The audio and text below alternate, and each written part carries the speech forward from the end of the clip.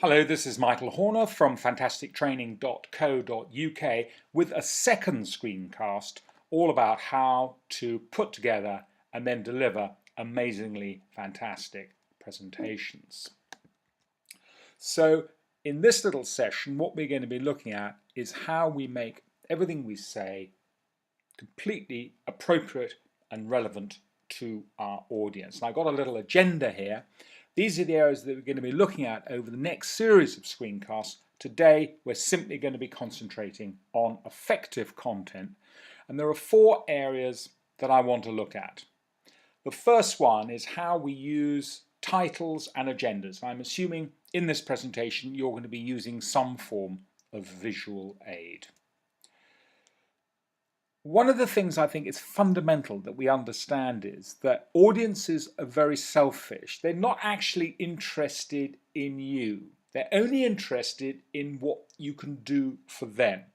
So don't waste time telling people about who you are and how great you are. Make your presentation outward looking because it's all about you, the audience, rather than me, the presenter.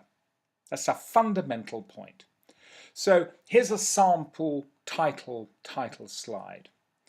Well, what's special about it? Not much really, but look, notice that the headline, the purpose of the presentation is very, very clear.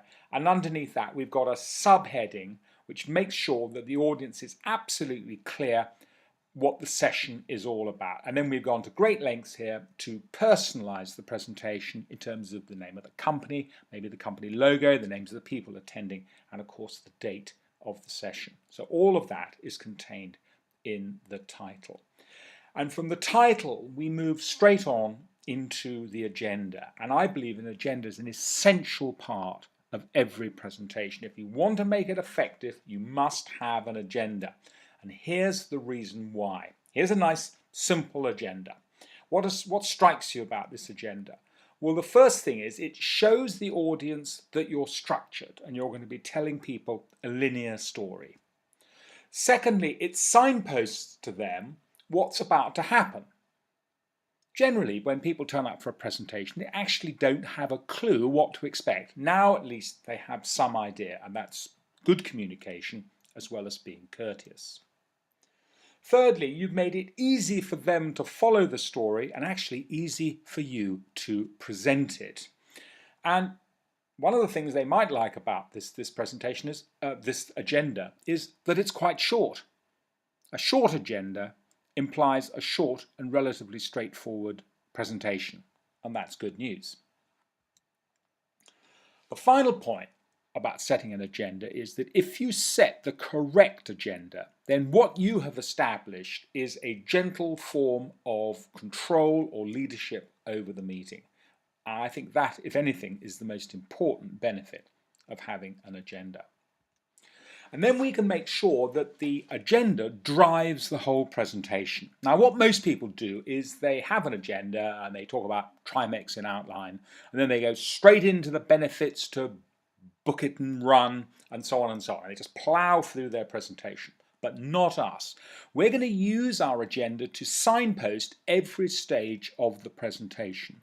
So we talk about Trimex in outline first, and then before we go and talk about the benefits to book it and run, we say, okay, we've dealt with Trimex in outline. Have you got any questions you would like to ask before we move on to the next agenda point? And that way you get to answer questions at every stage of the presentation. It makes it far more involving and interesting for the audience. It also means you can flush out problems as they arise rather than let them fester until the end. So use agendas to signpost and elicit questions. The second point is the presentation must be super relevant. And by that I mean you must match whatever you say with the needs and wants and aspirations of your audience. And you're going to do that by being completely relevant. Here's just a series of questions that I like to ask myself. Okay? I put myself in the audience's shoes and I ask myself, if I was in the audience, what would I want to get out of this meeting? Another good question is, what are the needs and wants of my audience? How can I best meet them and therefore delight them? Just to make sure we're absolutely clear on this one, I need water to survive, but I tell you what, I'd kill for a glass of champagne. I want champagne. Generally speaking, wants are much more powerful than needs because they appeal to our emotions. How can I make my communication benefit driven? By that I mean that everything I say is going to be of an interest and of a benefit to my audience. I might even go so far as to say if it's not going to be the benefit of the audience, then it's not worth saying.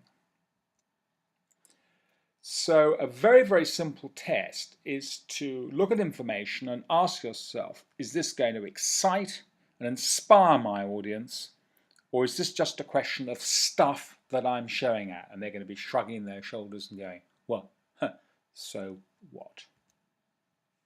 The third point is we should understand our audience in terms of their knowledge levels.